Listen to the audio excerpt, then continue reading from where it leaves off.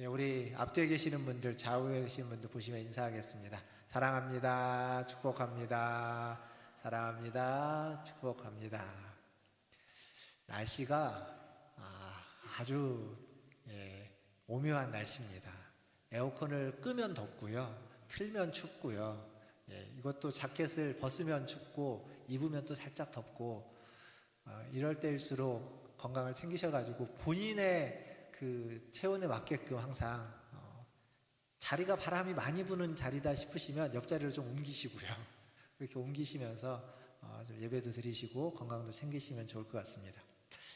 여름이 어쨌거나 좀 다 지나간 것 같긴 합니다. 여름 휴가는 다녀오셨습니까? 다녀오신 분도 계시고 안 다녀오신 분도 계실 것이고, 휴가는 지친 일상으로부터 우리를 좀 잠깐 쉬게 해서 다시 회복시키는 시간인 것 같습니다. 그래서 가능하다면 갈 수 있고 그런 시간들을 보내면 좋을 것 같습니다. 그런데 정작 그 말을 하는 저도 여름 휴가를 따로 다녀오지는 못했습니다. 그래서 이제 가을 휴가라도 좀 가볼까 생각 중인데, 그것도 생각만 하다가 지나갈 수도 있고요, 또 갈 수도 있습니다. 어쨌거나 모든 사람이 휴가를 가기를 원한다고 제가 말씀을 드렸지만, 현실적으로 모두가 그렇게 휴가를 가지는 못하는 경우들이 많이 있습니다. 상황이 안 돼서도 있고, 어떤 분들은 내가 무슨 직장을 다니는 것도 아닌데 휴가냐 이렇게 생각하시는 분도 있을 텐데, 휴가라는 게 직장, 일이 있어야만 휴가가 필요한 게 아니라, 휴가는 매일매일 우리가 하고 있는 일상으로부터 잠시 떠나는 겁니다. 내가 매일 반복해서 하는 일상을 잠깐 멈추고 그것으로부터 떨어져서 다른 일들, 다른 일상을 잠시 하는 것, 그게 휴가이고 그게 휴가의 본 의미다라고 말할 수 있을 겁니다. 왜 그렇게 해야 하냐면, 하나님이 우리를 그렇게 만드셨습니다. 처음에 우리를 창조하시고 가장 먼저 안식케 하심으로써 그걸 통해서, 쉼이라는 걸 통해서 우리의 맨 처음 자리로 돌아오게 합니다. 그러니까 초심으로 돌아오게 하려면 쉼이라는 게 필요합니다. 그래서 다시 제자리로 돌아와서 다시 열심을 내고 열심히 살아갈 수 있도록 하기 위한 것이 쉼이고 안식이고 휴가입니다. 어쩌면 매 주일이 우리에게는 그런 시간이 되기도 하는 거죠. 한 주간의 삶을 살아가기 위해서 매 주일마다 주님 앞에 돌아와서 우리의 믿음과 신앙, 초심을 다시 한번 돌아보고 하나님 앞에 나아가게 되는 겁니다. 지난 주일은 주일 예배를 그렇게 드리고 오후에 성경 캠프를 다녀왔습니다. 짧은 1박 2일이긴 하지만 성경 캠프는 한 43분 정도가 참석해 주셨는데, 어쩌면 일상적인 예배의 자리를 좀 벗어나서 특별한 자리에서 특별한 시간을 보낸 거라고 말씀드릴 수 있습니다. 그러니까 매 주일마다 우리는 은혜를 받습니다. 매 주일 우리에게 주어지는 일상적인 은혜일 텐데, 특별한 자리를 가는 건 그 자리에서 특별한 은혜를 구하고 특별한 은혜를 사모하게 되는 겁니다. 그러다 보니까 찬양도 또 기도도 조금 더 우리의 마음이나 자세가 더 특별해지는 시간이 되는 거죠. 이런 것들을 우리가 굳이 한 단어로 이렇게 얘기를 한다고 하면 부흥이라고 하는 단어를 쓸 수도 있을 것 같습니다. 그래서 지난 성경 캠프의 주제가 부흥 만남의 시간, 이렇게 잡았던 건데요. 에스겔서 47장에 가보면 그 성전 문지방에서 물이 흘러나오는 이야기, 환상이 있습니다. 성전 문지방에서 물이 조금씩 흘러나오는데, 그 물이 조금씩 흘러나오다가 이제 발목까지 차고, 조금 더 지나니까 무릎까지 차고, 조금 더 지나니까 허리까지 차고, 조금 더 지나니까 건널 수 없는 강이 되는 환상이 있습니다. 그러니까 처음부터 막 콸콸콸 쏟아지는 게 아닙니다. 처음부터 건너지 못하는 강처럼 쏟아지는 물은 아니지만 아주 조금씩이지만, 그 조금씩이 쌓이면 발목에서 무릎으로, 무릎에서 허리로, 그리고 건널 수 없는 강이 되는 만큼 쌓여지는 은혜가 우리에게 있다라는 겁니다. 하나님 주신 은혜도 마찬가지입니다. 처음부터, 그러니까 특별한 시간을 보냈다고 해서 그 특별한 것이 매일매일 매주 우리에게 주어지는 그러한 은혜를 대신해 줄 수는 없습니다. 그 특별한 은혜는 특별하게 우리가 샤워하듯이 한번 받을 수 있지만, 그러나 일상으로 돌아오면 매일의 은혜가 필요하고 매주의 은혜가 필요합니다. 그래서 매주 드려지는 예배, 매일매일 신앙생활 하는 것들을 통해서 은혜가 쌓이고 쌓이고 쌓여야 됩니다. 조금씩 그 은혜가 꾸준히 지속되다 보면 쌓여가게 되고, 그리고 어느 순간 그 은혜에 풍덩 빠져있는 우리의 모습을 발견할 수 있게 되는 겁니다. 오늘 또 그 쌓여지는 은혜의 한 부분을 쌓아가는, 그래서 여러분이 오늘 은혜 받고 또 내일 살아가고 또 다음 주에 은혜 받고 또 다음 주를 살아가면서 그 은혜가 더욱 풍성해지고 여러분이 그 은혜의 강에 충분히 빠질 수 있도록 오늘 또 은혜가 충만한 예배의 시간 되기를, 말씀의 시간 되기를 주님의 이름으로 축원드립니다. 이런 은혜를 사모하면서 지난 한 5개월 정도 저희가 성막이라는 주제로 말씀을 같이 나누었습니다. 지난주로 이제 성막에 대한 내용 끝나고 오늘 이제 새롭게 말씀을 나누는데, 근데 그동안 했던 성막에 대한 이야기를 좀 바탕에 깔고 오늘 말씀을 좀 보면 좋겠습니다. 사도 바울이 고린도전서 3장 16절에서 뭐라고 이야기했냐면, 너희가 하나님의 성전이다, 이렇게 말하고 있습니다. 성전, 성막, 성전은 하나님이 광야에서 이스라엘에게 준 놀라운 선물입니다. 그 선물의 의미는 그 성막에서, 그 성전에서 하나님과의 만남을 갖게 하고, 그리고 그것이 하나님의 임재의 상징으로 우리에게 주어진 선물입니다. 그런데 이 성전의 의미가 출애굽기 40장에 가면 성막이 다 만들어지고 난 다음에 주시는 말씀이 있습니다. 한번 같이 살펴볼 텐데, 출애굽기 40장 34절부터 38절까지 5절 말씀인데요, 같이 한번 읽어보겠습니다. 34절부터 같이 읽겠습니다. 구름이 회막에 덮이고 여호와의 영광이 성막에 충만하며 모세가 회막에 들어갈 수 없었으니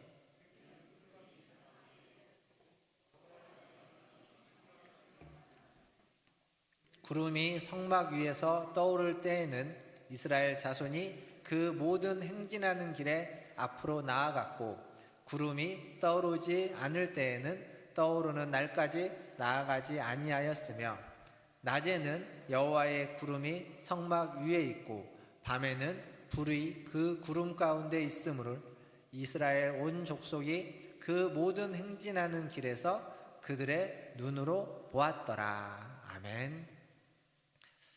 여기 보면 성막에 하나님의 영광이 충만했다라고 이야기합니다. 하나님의 영광이 뭐냐? 지난 성경 캠프 때도 잠깐 그 말씀 드렸지만, 하나님의 영광, 이 성막하면서 많이 얘기했던 하나님의 영광은 눈에 보이지 않는 하나님의 임재하심을 눈에 보이는, 우리가 인지할 수 있는, 알 수 있는, 깨달을 수 있는 것으로 드러나는 것이다, 그렇게 말씀을 드렸습니다.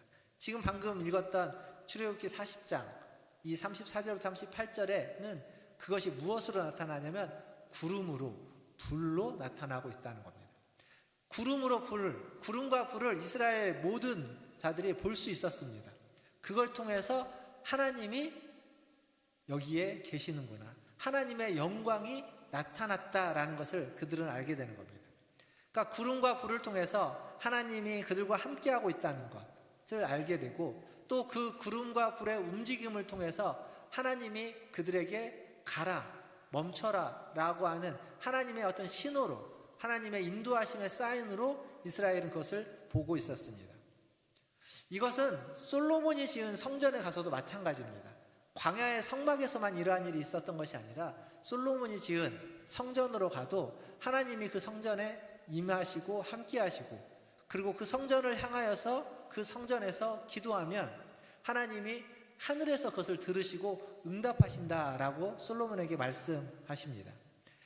그러니까 그 성전이라는 곳에서 이스라엘과 만나시고 그들을 인도하신다라는 거죠. 근데 하나님이 왜 성전에서, 성막에서 백성들을 만나시고 그들을 인도하는 걸까요? 거기에는 나름의 이유가 있습니다. 그리고 그 이유는 창세기 맨 처음 1장에서부터 이미 그 이유, 그 계획을 이야기해주고 있습니다. 창세기 1장 28절을 한번 같이 또 읽어보겠습니다. 창세기 1장 28절 같이 읽겠습니다. 하나님이 그들에게 복을 주시며 하나님이 그들에게 이르시되 생육하고 번성하여 땅에 충만하라. 땅을 정복하라. 바다의 물고기와 하늘의 새와 땅에 움직이는 모든 생물을 다스리라 하시니라. 아멘. 자, 여기 보시면 땅을 정복하라. 땅에 충만하라. 바다의 물고기, 하늘의 새, 땅에 움직이는 모든 생물을 다스리라 라고 하는 것이 하나님이 사람을 창조하시면서 하나님의 형상으로 사람을 만드시면서 세웠던 계획이고 맨 처음 주신 명령입니다. 이것을 위해서 하나님은 사람을 만드셨다라고도 볼 수 있습니다.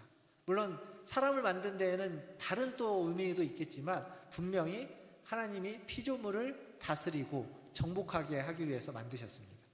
이것을 시편에 가면 시인은 조금 더 다르게 표현합니다. 시편 8편에 가면 이렇게 표현합니다. 이것도 같이 한번 읽어보겠습니다. 시편 8편 4절부터 8절까지인데요. 같이 읽겠습니다.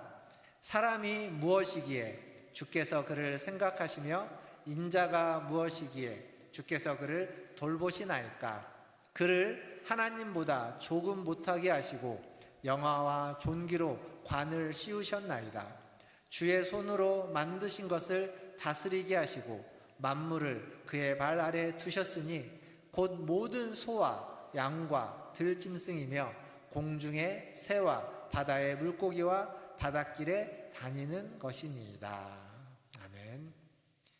하나님이 만드신 모든 것을 다스리게 하셨다는 겁니다. 그것을 위해서 하나님보다는 조금 못하게 하셨습니다. 하나님과 같게 하시지는 않았습니다. 그러나 모든 만물의 영장으로서 여기 표현은 영어와 종기로 관을 씌워주셨다. 이것은 왕이 쓰는, 그 당시에 왕들이 쓰는 관을 의미할 때 영어와 존귀의 관 이렇게 의미하고 그렇게 수거로 불렀다고 합니다. 그러니까 무슨 얘기냐면 하나님보다는 못하지만 만물의 영장으로서 모든 피조물들의 왕으로서 인간을 만들고 왕으로 세워주셨다라는 이야기입니다. 이게 하나님이 처음부터 가지신 계획이고 뜻이었습니다. 그런데 아무리 만물의 영장이어도 아무리 왕으로 세워져도 그 영장이 그 왕인 인간인 우리가 완벽하지가 않습니다. 완전하지도 않고 완벽하지도 않아요. 그래서 하나님은 그냥 만물의 영장 우리에게 모든 걸 맡겨두지 않고 왕에게 모든 걸 맡겨두지 않고 함께 우리를 도우시기 위해서 우리와 함께 하신다고 약속하신 겁니다. 이렇게 하나님은 인간과 함께 하나님 만드신 만물을 통치하고 다스리기를 원했고 그런 의미에서 보면 가장 먼저 세워진 성전은 에덴 동산이라고 할 수 있습니다. 인간과 함께 만물을 다스리기 위해서 성전이라는 것을 만들었는데 그 원형은 에덴 동산. 에덴 동산에서 하나님이 에덴을 아담과 하와에게 맡겨줬습니다. 근데 맡겨주고 하나님은 멀리 떠나 있지 않고 시시때때로 그 에덴 동산을 거닐러 다니면서 아담과 이야기하고 말하고 대화했던 겁니다. 그렇게 해서 그곳 자체가 하나님의 성전이다.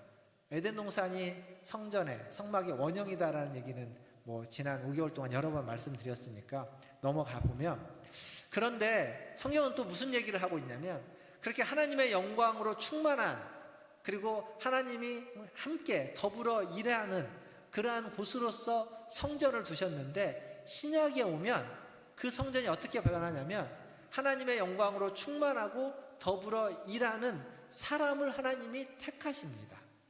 이 성전이 사람으로 바뀌어가는 모습입니다. 그 택하신 장면이 어디에 나오냐면 요한복음 1장에 나오는데 1장 14절에 보면 이런 말씀이 있습니다. 말씀이 육신이 되어 우리 가운데 거하심에 우리가 그의 영광을 보니 아버지의 독생자의 영광이요 은혜와 진리가 충만하더라. 누구에 대한 이야기죠? 예수님에 대한 이야기입니다. 말씀이 육신이 되어서 이 땅에 왔는데 근데 그 예수님에게 하나님의 영광이 있다는 겁니다. 은혜와 진리가 충만한 하나님의 영광이 있습니다.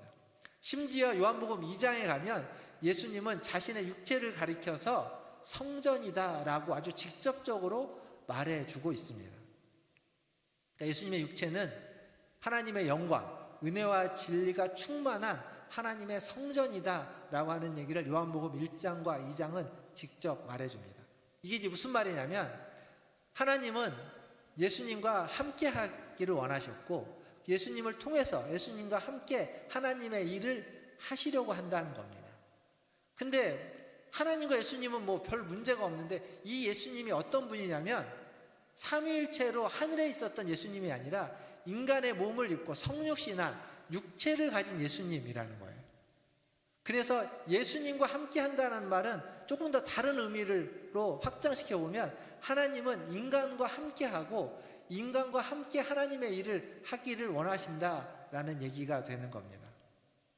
결국 에덴 동산에서 시작한 그 하나님의 계획, 하나님의 뜻이 성막을 통해서, 광야의 성막을 통하고, 그리고 솔로몬의 성전으로 이어지고, 그것이 예수님의 몸으로서 이어졌다가, 그리고 예수 그리스도를 믿는 하나님의 백성인 저와 여러분, 우리에게까지 이어져서 오고 있다라는 말씀입니다.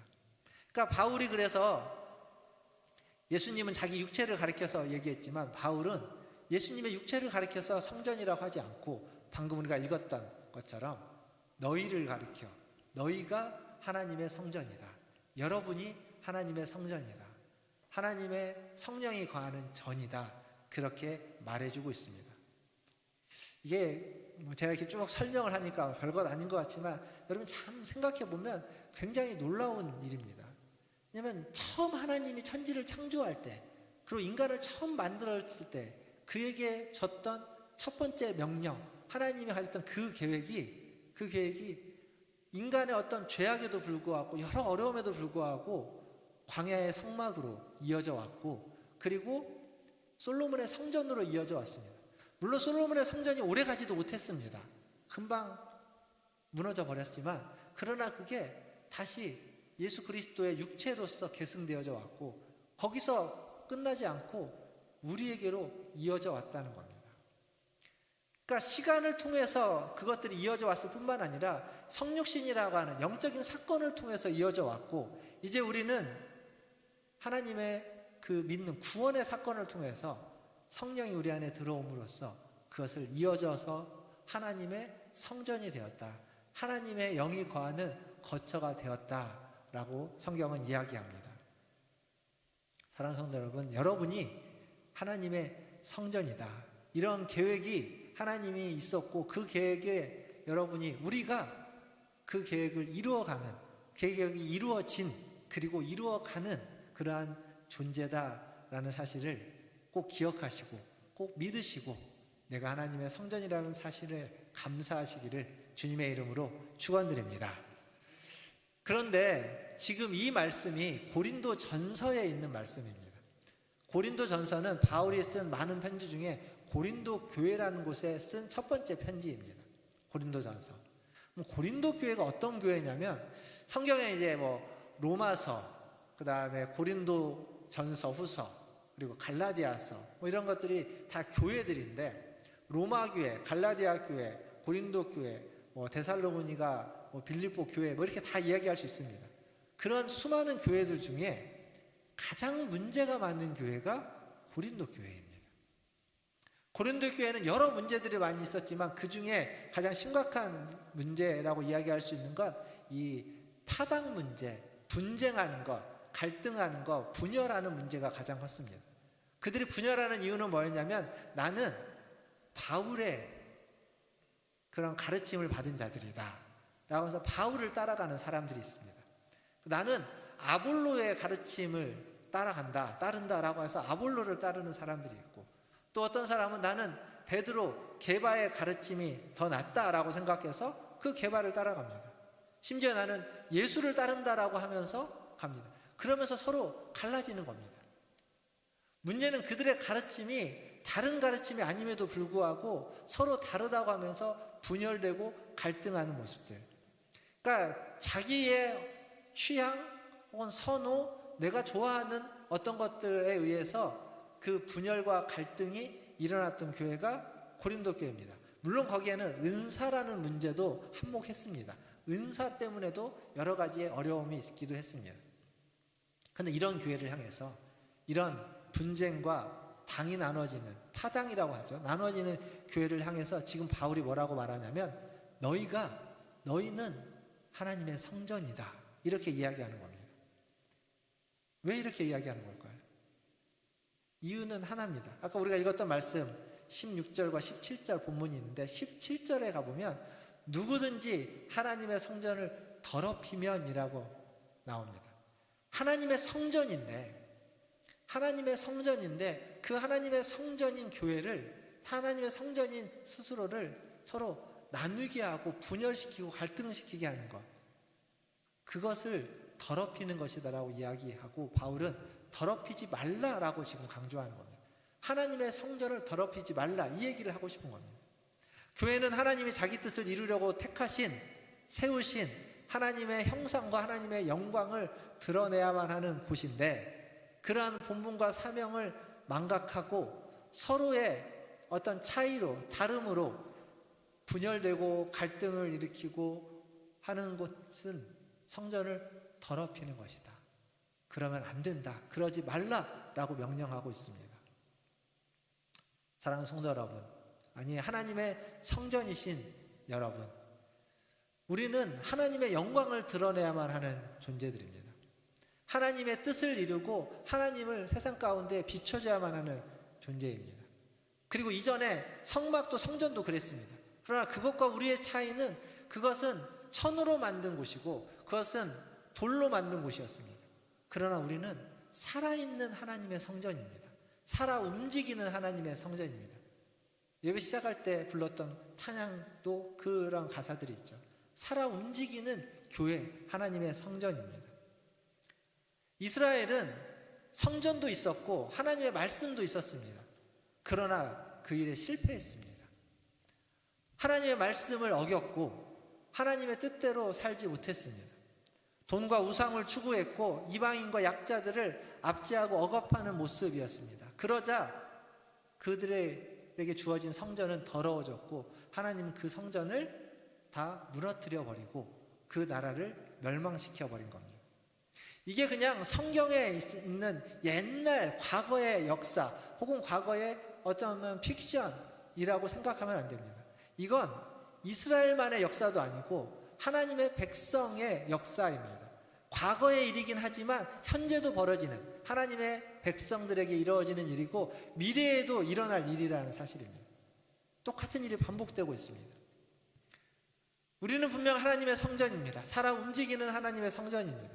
그러나 우리가 하나님의 성전답게 그 성전을 아름답게 만들어가지 못한다면, 그 성전을 이 땅에 두시면서 하나님이 하시고자 하는 그 일에, 그 뜻에 부합하지 못한다면 결국 그것은 성전을 더럽히는 일이 되고, 성전을 더럽히면 오늘 말씀처럼 하나님이 멸하시게 되는 겁니다. 이스라엘의 역사가 그 나라를 하나님이 멸해 버리셨다는 겁니다. 심판받게 된다는 거죠. 그래서 이스라엘은 아수르에 그리고 바벨론에 멸망했습니다. 예수님이 등장하는 그 시대도 생각해 보시면 로마의 식민지였습니다. 그러니까 로마에 멸망되어져 있는 시기입니다. 과거 잠깐 다시 반짝 부흥을 했을지 모르겠지만 다시 로마의 식민지로 전락해 버렸습니다. 하나님이요, 기다려 주십니다. 갑자기 한 번에 멸하시진 않습니다. 그러나 기다림에도 끝이 있다라는 것, 제가 계시록 얘기하면서 굉장히 많이 얘기했던 것 같습니다. 분명 하나님은 인으로, 나팔로, 대접으로 심판하시지만 그 심판 때마다, 그 중간에, 그 심판이 다음 심판으로 넘어가는 그때 하나님은 기다려주시고 기다리시고 그리고 기회를 제공해 주십니다. 반복해서 그렇게 하십니다. 그러나 분명히 끝은 있다라는 겁니다. 이것도 마찬가지입니다. 하나님은 처음부터 그냥 뜻대로 순종하지 않으면 뭐라고 하지 않고 기다려주시고 하나님의 뜻대로 살지 않아도 그대로 또 여유를, 은혜를 베풀어 주십니다. 그러나 멸망하게 되는 거예요. 끝이 있다는 겁니다. 그러나 이 끝도 사실은 끝이 아닙니다. 또 기회를 주시거든요. 아수르의 바벨론에 멸망했다가 다시 기회를 얻어서 복귀합니다. 그러나 다시 또 로마의 속국이 되어버립니다. 그런데 하나님은 또 기회를 주십니다. 이번에는 누구로 말미암아 기회를 주시냐면 앞에서 말씀드렸던 말씀이 육신이 되신 예수님으로 말미암아 기회를 주시는 겁니다. 가장 어두운 시기에 하나님은 독생자를 보내셔서 하나님의 성전이 어떠한 모습이어야만 하는지, 하나님의 성전으로 살아가는, 하나님의 참다운 백성으로 살아가는 것이 어떠한 삶이어야만 하는지를 보여주시는 겁니다.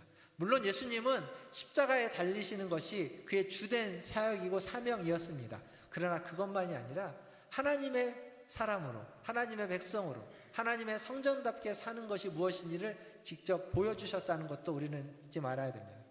요한복음에서 예수님은 나는 나의 뜻을 행하러 온 것이 아니라 아버지의 뜻을 행하러 왔다라고 이야기합니다.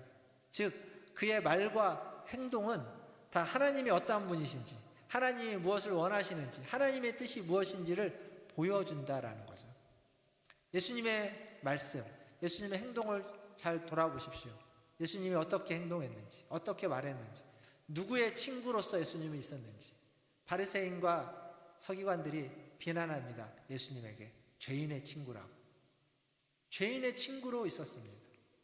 약한 자들, 어리석은 자들, 소외된 자들의 친구로 예수님은 계셨다라는 겁니다.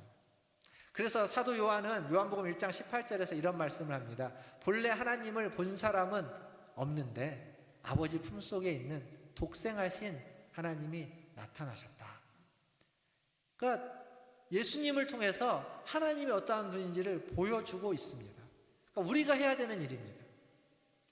그런데 초대교회는요, 그 예수님을 따를 때, 예수님을 세상에 보여줄 때 예수님의 높아지심, 예수님의 능력, 예수님의 어떤 권능과 권세로서 세상에 그것을 보여주지 않았습니다. 무엇으로 보여줬냐면 예수님의 낮아지심으로, 예수님의 고난으로, 예수님이 수치를 견디셨던 것을 그들도 고난과 수치를 견딤으로써 세상에 보여주었습니다. 물론 그때는 그럴 수밖에 없습니다. 그때 교회는, 초대교회는 아주 작았고 힘이 없었고 수많은 다른 이들로부터 핍박을 받을 수밖에 없기 때문에 고난을 견뎌야만 했을 겁니다. 그러나 중요한 건 그들이 기억하고 기념하는 예수님은 영광의 예수님보다 고난과 고통을, 그 고초를 겪으시고 견디셨던 분, 하나님의 뜻에 순종하기 위하여 기꺼이 십자가를 지셨던 분, 그래서 하나님 뜻에 순종하는 거라면 기꺼이 목숨을 걸어도 괜찮다고 했던 게 초대교회 성도들의 신앙입니다.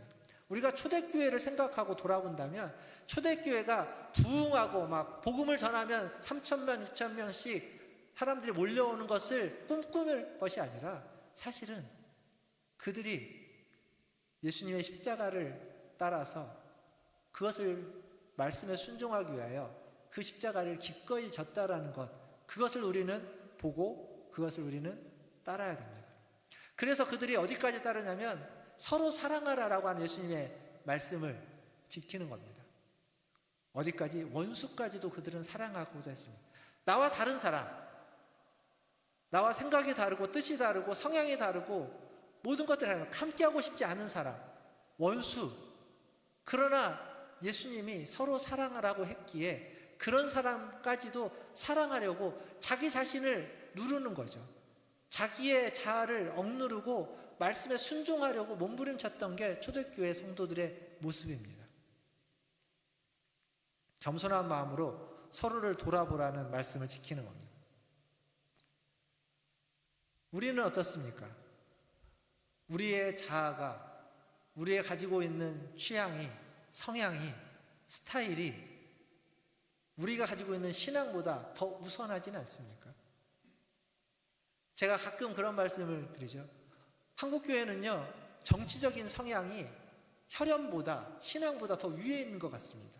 부모 자식 간에도 정치는 다루면 얘기하지 말라고 하는 이유가 그거잖아요. 혈연보다 더 위에 있습니다. 싸우거든요.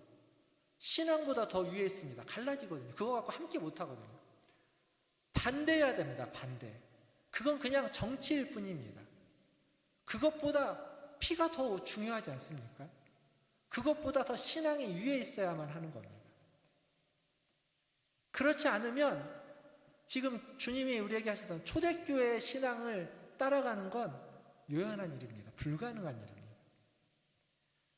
그래서 아무리 화려해도, 아무리 풍성하고 아무리 뭔가 그럴듯해 보여도 예수의 정신을 따라 고난을 견디고 신앙의 진실성을 붙잡지 않다면 그건 다 가난하고 헐벗고 눈먼 것이다 라고 예수님은 말씀해 주십니다. 대표적인 교회가 계시록에 있는 라오디게아 교회입니다.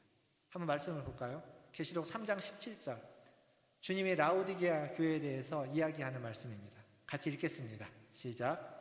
내가 말하기를 나는 부자라 부유하여 부족한 것이 없다 하나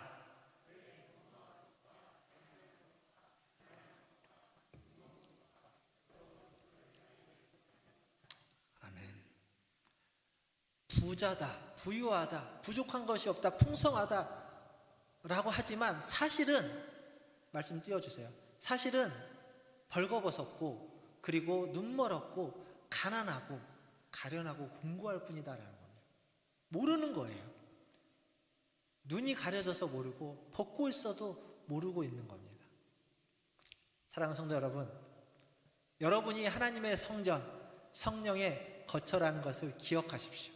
이것을 깨닫지 못하고 믿지 못하면 그럼 우리는 세상을 살아가면서 신앙이라는 게 비참합니다. 별것 아닙니다. 특히 지금 2025년을 살아가고 있는 대한민국에서의 신앙은 옛날 1900년대, 1980년, 90년대 신앙, 70년, 80년, 90년대 신앙에 비하면 아무런 힘이 없습니다. 옛날에는요, 그래도 신앙이 있다는 걸 좀 힘이 있고 사회에서도 인정해 주는 게 있었습니다. 그러나 지금은 밖에서 신앙이 있으면 사람들에게 좋은 소리를 못 듣는 시대를 살아가고 있습니다. 그런 시대 속에서 신앙 같은 게 자꾸 움츠러들 수밖에 없어요. 하지만 하나님의 성전이다, 성령의 전이다 라는 것을 깨닫고 확신한다면 그럴 필요가 없습니다. 특별한 겁니다.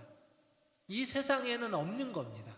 이 세상의 것으로 가치를 매길 수 없는 그러한 특별하고 귀한 존재가 하나님의 성전인 바로 여러분입니다. 성령의 전인 바로 여러분이 그렇게 특별한 존재라는 겁니다. 근데 여러분 착각하지는 마십시오. 그게 내가 특별해서가 아닙니다. 나를 특별하게 하나님이 받아주셨기 때문입니다. 내가 특별해서라고 착각하는 순간은 내 생각과 나라고 하는 존재가 특별해져야만 합니다. 내 말과 내 생각과 내 판단이 특별하게 인정받아야 됩니다. 아닙니다. 그렇게 되면 결국 분열되게 됩니다. 고린도 교회처럼 되는 겁니다. 그들의 생각, 그들의 판단이 특별하다고 생각하니까 서로 갈려지고 나눠지고 싸우게 되는 겁니다. 우리의 생각과 우리의 판단은 특별하지 않습니다. 잘못된 판단과 잘못된 선택을 할 수도 있습니다. 우리가 특별해서 내가 특별한 존재가 아니라 하나님이 특별하게 받아주셨고, 그러기에 우리가 어떤 면에서 특별해야만 하냐면 하나님의 말씀에 순종하는 면에서, 나를 받아주신 하나님의 말씀에 순종하는 면에서 더욱 특별해야 되는 겁니다. 다른 사람은 순종하지 않아도, 안 믿는 사람은 따르지 않아도, 모르는 사람은 그 말씀에 무릎 꿇지 않아도 우리는 그 작은 말씀에, 그 별것 아닌 말씀에 특별하게 순종하려고 애쓰는 것, 그런 의미에서 우리는 특별해야만 한다라는 겁니다. 그러지 않으면 특별함이 우리를 분열시키고 갈등시키고 분당케 만드는 그러한 깨달음과 그러한 믿음이 될 뿐입니다. 말씀을 맺겠습니다. 사랑하는 성도 여러분, 하나님의 집을 더럽히고 나누고 무너뜨리는 자가 아니라 정결하게 하고 깨끗하게 하고 구별하게 하고 세우는 자가 되십시오. 여러분의 취향과 여러분의 성향을 앞세우기보다는 함께 힘을 모으는 그러한 하나님의 사람들이 되기를 바랍니다. 그리스도의 마음을 가지고, 진정성을 가지고 서로를 귀히 여기면서 내게 주신 것, 하나님이 내게 맡겨주신 것이 얼마나 귀하고 소중한지를 알고 그것을 깨닫고 그것을 붙잡고 하나님의 뜻에 순종해가는 우리 문화전제일교회 성도님들 다 되시기를 주님의 이름으로 축원드립니다. 기도하겠습니다.